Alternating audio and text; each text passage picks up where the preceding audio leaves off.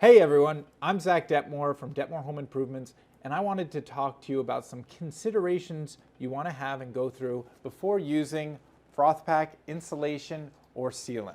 So the first thing you want to do is make sure that you order the correct quantity of these products, and that can be a little confusing because it's measured in something called board feet, which is a terminology derived from the woodworking world for a volume calculation of wood.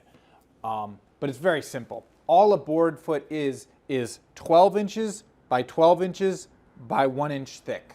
That's all a board foot really is. So how do you calculate on a wall section, for example, how many board feet you actually need? And here's how I would do it. I would take my measuring tape and I would measure from the top of the plate to the underside of the plate. Let's say an average wall is going to be 8 feet.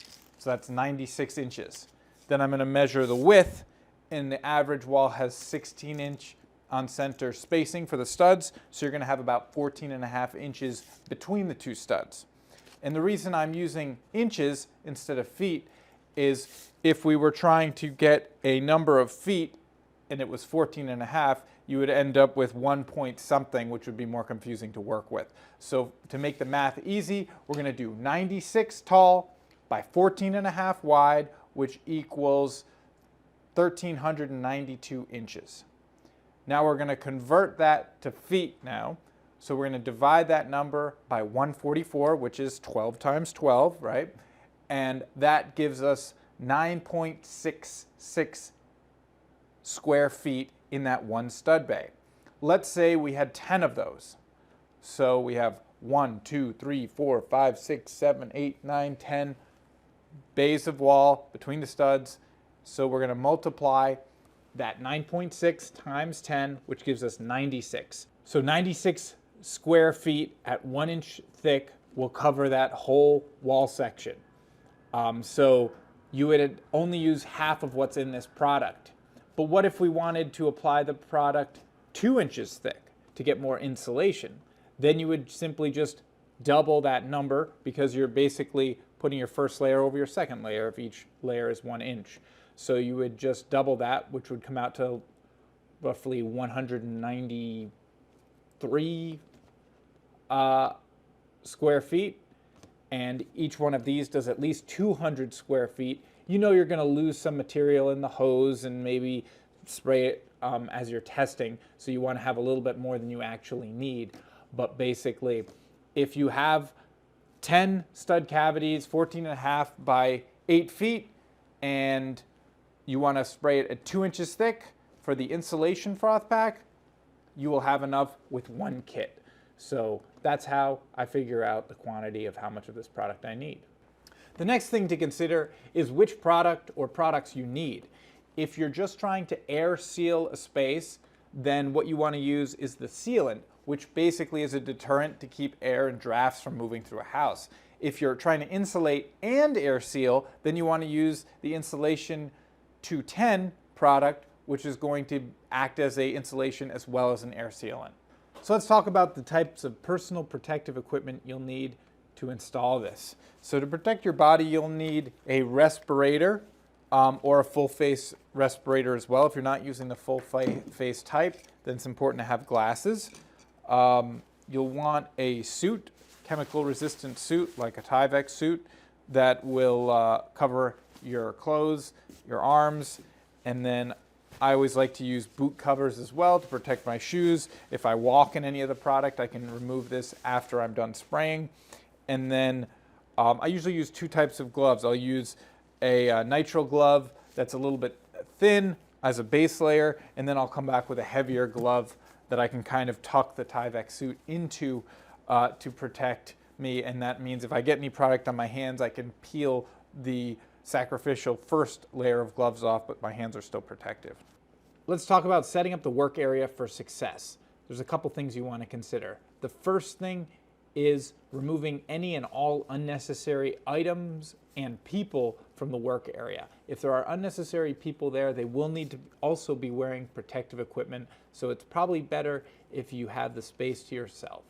The second thing is having to work around things is going to mean more pauses and a less accurate flow. If you're working and you're tripping over stuff, you may let the nozzle linger too long on a spot. You may apply too much there, have to remove some. So it's better to have a nice clean work area so you're able to work efficiently and you're free of any trip hazards. If we're working on that wall section that we said is 10 stud bays, what I'll do is I'll take the tanks, I'll put them roughly 3 feet to my left. I'll start at the top, I'll work my way down, I'll work right to left towards the tank, and I'll keep working until the tanks are then on my right. And it's not until I've completely extended this hose and I'm unable to reach do I need to pick these tanks up and move them again. So I'm not carrying them with me the whole time. I'm moving the tanks efficiently and using the length of the hose to maximize my time spraying and minimize my time spent moving the tanks. The other thing that's good to have is a trash bag. I like to just use a drum liner or a contractor bag, and what I'll do is I'll pretty much just open this up and then I'll roll it back so I have a nice open work area, and as I use up tips I can throw them in there and I don't need to be super accurate, and I can pull this around with me while I'm working. Also, when I wrap up and I need to dispose of my gloves and my Tyvek suit, I'm able to put that into the bag and there's no wasted mess that needs to be picked up. All I do is bag all that stuff up and the job's done. The next thing to consider is protecting surfaces that you do not want to get the spray foam or sealant onto.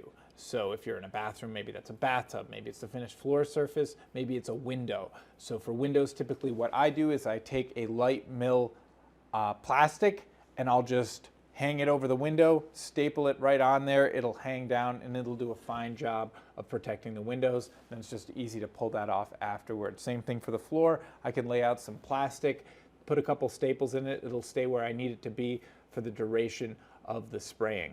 And just know that although it's relatively easy to scrape little pieces of this foam off finished surfaces, if you can save your time and not have to do that, it will be a more professional installation.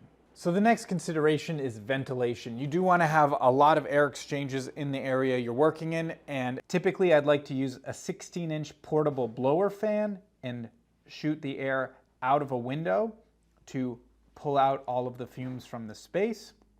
If there are no windows, what I'll typically do is use a product like this. This is actually called a lie-flat duct.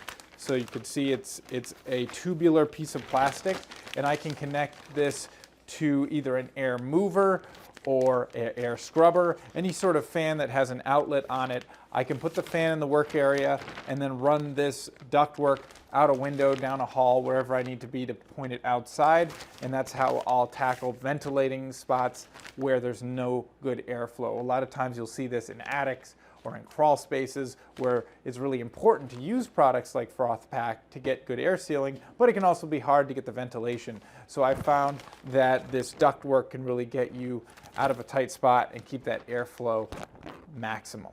So now that you've protected everything, you put your PPE on, you're ready to start spraying, what you might want to do is get yourself a scrap piece of wallboard or plywood and just do a couple test sprays on it so you get a feel for the different types of tips and how quickly you need to move.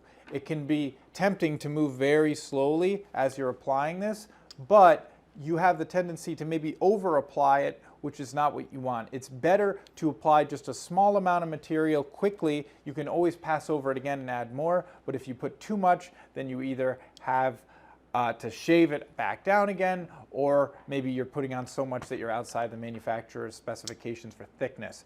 So what I recommend is doing a couple practice sprays if you've never used it before on a temporary piece of plywood or whatever you can find that's a scrap, and then you'll get a feel for it.